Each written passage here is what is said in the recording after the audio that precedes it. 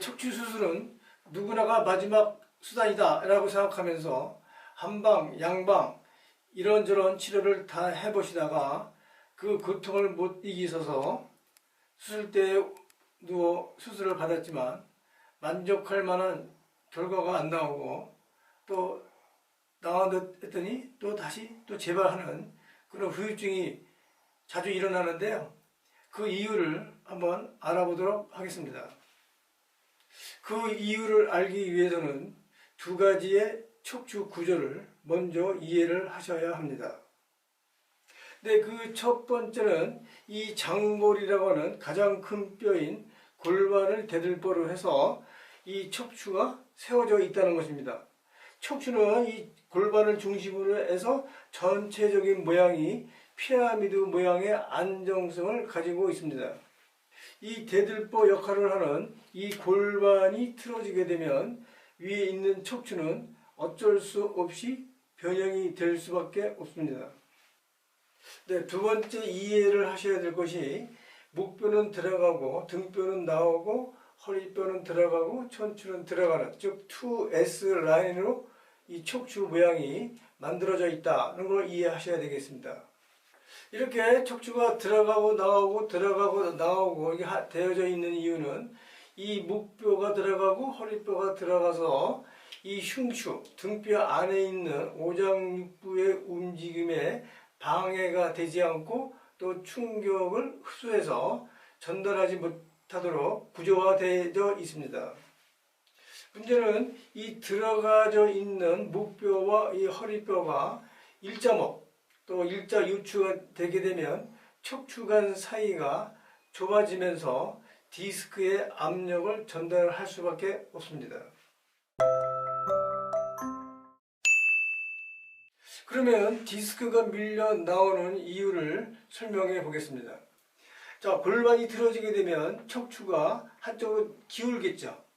기울면서 체중과 중력이 합해져서 서서히 척추간 사이에 압력이 전달이 되게 되는데요. 그래서 압력이 전달이 되게 되면 디스크가 결과적으로 한쪽으로 밀려 나올 수밖에 없습니다. 또 두 번째는 안으로 이렇게 들어가는 C자 모양의 척추가 이게 일자가 돼서 앞으로 구부러지게 되면 서서히 또 디스크에 압력이 전달이 돼서 계속적으로 지속이 되게 되면 디스크는 결과적으로 밀려 나올 수밖에 없다는 것입니다. 따라서 우리가 디스크가 밀려 나올 수밖에 없는 이유는 골반 변형과 C자 모양의 구조를 잃어버리면서 생긴 결과물이지 그 디스크가 밀려 나온 것이 근본적인 원인이 아님을 알 수가 있습니다. 그러면 우리가 디스크 수술이나 치료를 한 후에 자꾸 재발이 되는 이유는 바로 이 디스크가 밀려 나와서 신경에 대한 압박에 의해서 통증이 오는 것은 사실이나 이 디스크를 계속 밀고 있는 그 힘은 계속 존재하고 있다는 것입니다. 따라서 디스크가 신경을 압박을 해서 이 부분을 어떤 염증 치료라든지 수술, 시술을 통해서 치료를 하게 되면 일시적으로 효과는 볼 수 있겠지만 이 근본적으로 이 디스크를 미는 힘이 존재하기 때문에 또다시 디스크가 밀려 나올 수밖에 없다는 것입니다. 네, 이상과 같이 설명드린 것이 그 척추 수술에 대한 후유증 또 아니면 그 치료에 대한 만족할 만한 효과를 보지 못하는 이유를 설명해 드렸습니다. 그럼 밀려 나온 그 디스크를 정상적인 위치로 하기 위해서는 틀어진 골반과 밀려 나오고 틀어진 척추뼈를 원래의 모습으로 바꿔줘야 하는데요. 골타입법은 거기에 만족할 만한 답을 드릴 수 있을 것 같습니다. 우리가 관절이나 척추 교정을 할 때는 그 해당되는 뼈만 치료하게 되면 충분한 효과를 얻을 수 없기 때문에 척추나 뼈, 또 근육, 인대, 근막 적어도 이 네 부분을 잘 치료를 해야지 우리가 만족할 만한 결과를 얻을 수가 있습니다. 네, 보시는 영상은 추나요법을 이용을 해서 골반 주위의 근육을 이완시키는 방법인데요. 혹시 치료하는 소리가 크기 때문에 뭐 위험하거나 아프거나 그러지 않을까 걱정하실지 모르겠는데요. 그렇지 않고요. 아주 나이에 관계없이 누구나 편안하고 시원하게 받을 수 있는 그런 치료법입니다.